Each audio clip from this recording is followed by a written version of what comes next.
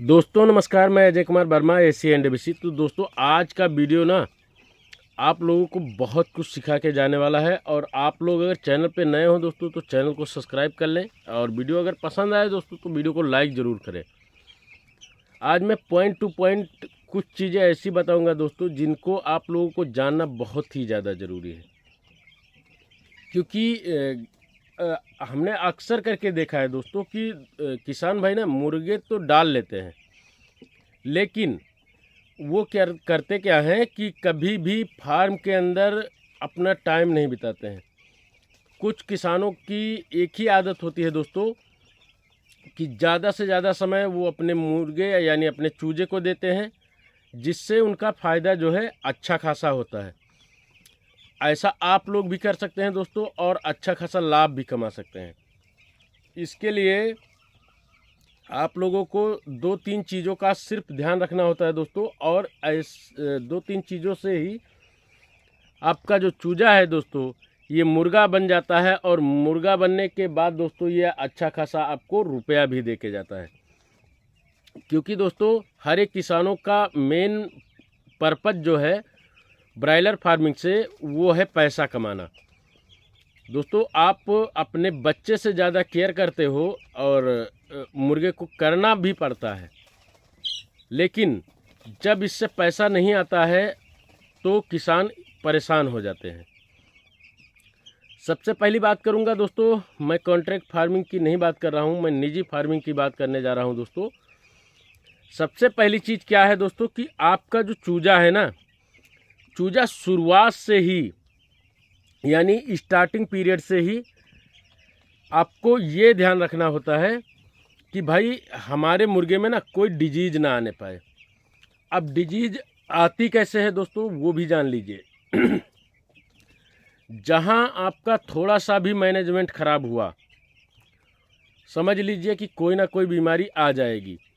और एक स्वस्थ मुर्गे का जो स्वस्थ चूजे का जो लक्षण होता है दोस्तों, आपका अगर चूजा स्वस्थ है तो वो हमेशा उठकर खाना पानी खाएगा, घूमेगा। उसका जो बाल है ना, जो फैदर जिसको बोलते हैं, वो कभी भी फूला टाइप का नहीं रहेगा। वो चूजा आपका पहले सप्ताह में, जैसे कि दोस्तों इन भाई साहब का ये जो चूजा है ये आज मात्र 7 दिन का हुआ है, और 7 दिन में दोस्तों काफ़ी अच्छा वज़न लिया है।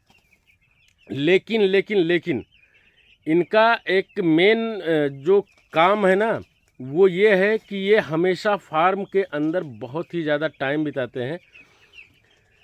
इससे इनको हर एक चूजे के बारे में पता होता है कि भाई कौन से चूजे में कहाँ पे हमने बीमारी देखी है, कहाँ पे हमारा चूजा बीट पतली कर रहा है, कहाँ पे हमारा चूजा सुस्त बैठा हुआ है। ये सारी चीज़ें दोस्तों आप लोगों को भी देखते रहना है।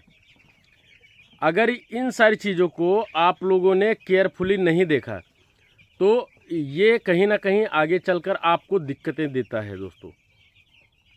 तो सबसे पहला पॉइंट जो है वो है ये कि आप लोगों को अपने मुर्गे का बीट हमेशा ध्यान रखना है।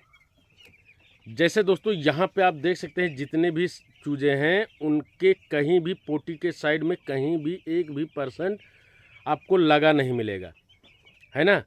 अगर ये लगा मिले तो समझ जाइए कि आपका चूजा जो है पतली बीट कर रहा है। दूसरी चीज़, जब आप फार्म के अंदर जाते हैं दोस्तों तो आपको ध्यान ये देना होता है कि हमारा चूजा कहीं सुस्त तो नहीं बैठ रहा है। अगर चूजा सुस्त बैठ रहा है दोस्तों, और चूजा का अगर आप हाथ में लेते हैं ना तो आपको पता चलता है कि बहुत ही ज़्यादा बॉडी हीट हो रही है।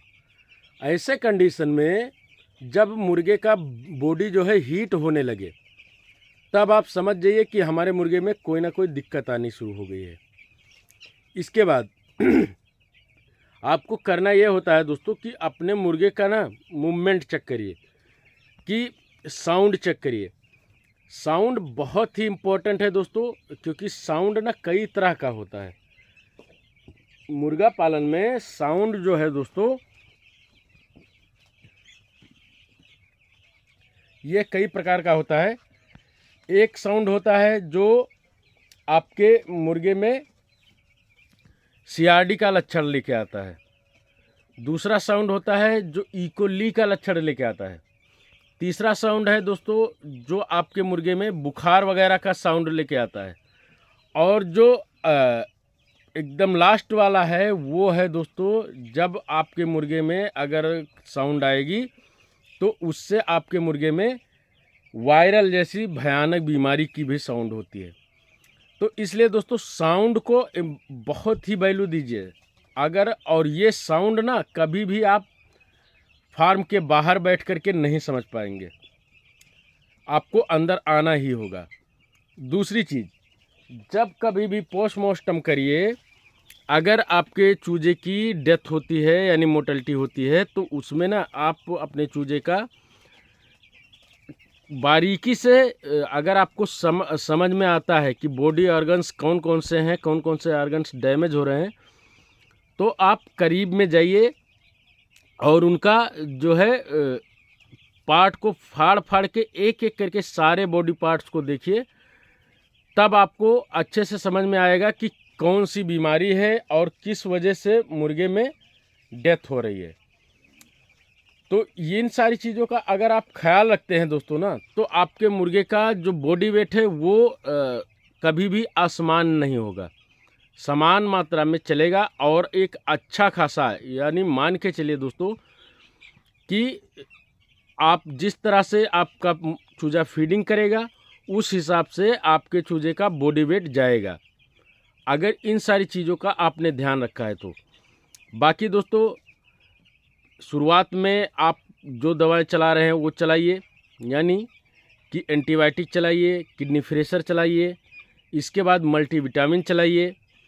ये सारी ऐसी दवाएं हैं दोस्तों जो शुरुआत में ही दी जानी चाहिए मुर्गे को। अगर शुरुआत में इन सारी दवाओं को आप चला देते हैं तो मान के चलिए कि लास्ट तक आपके मुर्गे में लगभग बीमारियां नहीं आती हैं। और सबसे पहली बात तो ये है दोस्तों कि गर्मी के पीरियड में यानी आजकल के मौसम में आप मुर्गे का एक चीज़ ध्यान रखिए कि भाई कहीं से भी अगर कोई बंदा बाहरी आता है तो उसको फार्म के अंदर नहीं लेके आना है।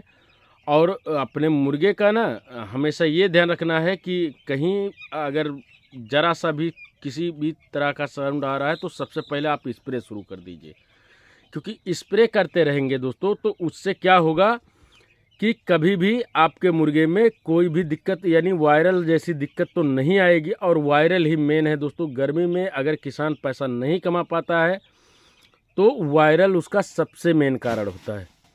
तो इसलिए वायरल से अपने मुर्गे को बचाइए दोस्तों। तो इस तरह से सावधानी रख के आप लोग भी अच्छा खासा लाभ कमा सकते हैं दोस्तों। आशा करता हूं कि यह वीडियो आप लोगों को पसंद आया होगा। अगर वीडियो पसंद आया है तो वीडियो को लाइक करें, कमेंट करें और अपने दोस्तों को शेयर ज़रूर करें। फिर मिलेंगे दोस्तों अगले वीडियो में, तब तक के लिए धन्यवाद। Thanks for watching. Thank you so much.